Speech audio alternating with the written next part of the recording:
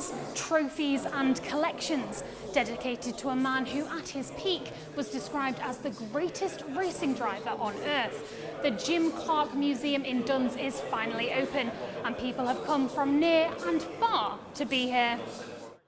And as the doors opened, visitors had their own reasons for making the journey.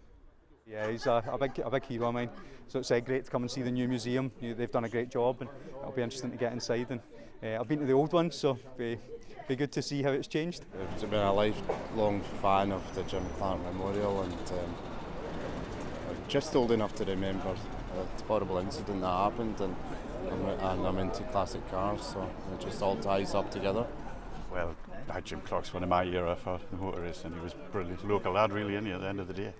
Made well, died awful circumstances, so it's great to see some money's been spent on his memory. Yeah. Very classy setup, actually. It's tribute to motor racing and the man, of course.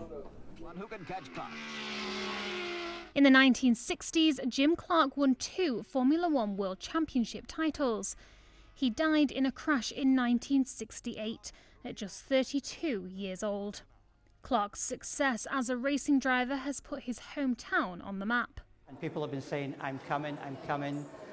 I saw last night people saying I'm in Duns, posting photographs of themselves in Duns and Churnside. I mean, as you can see yourself, I mean, at 10 o'clock we maybe had 50 or 60 people in the queue, and it's a damp day. Maybe if it had been a dry day, there might have been a lot more. So yeah, it is quite exciting. You can just hear from the hubbub behind me, there's quite a bit of excitement at the building today. As well as his trophies and photos, visitors could also see the famous driver's cars up close and even try them out for size. He was just an incredible man.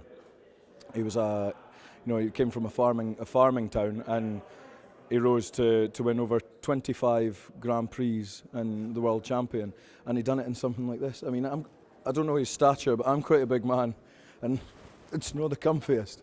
So it's just incredible that someone like that comes from Duns. It's hoped the opening of this museum will continue the legacy of the young man from the borders who made it big on the world stage.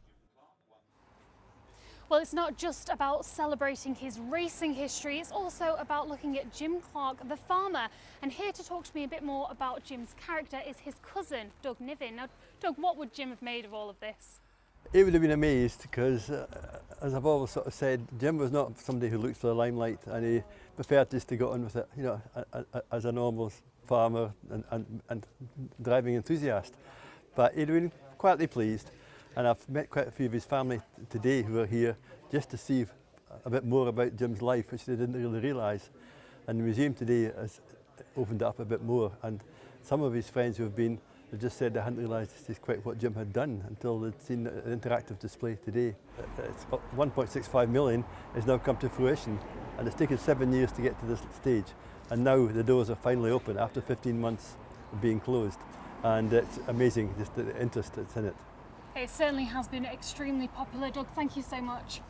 Now, whatever their reason for coming, the organisers hoped that the popularity of the Jim Clark Museum on its opening day will be set to continue.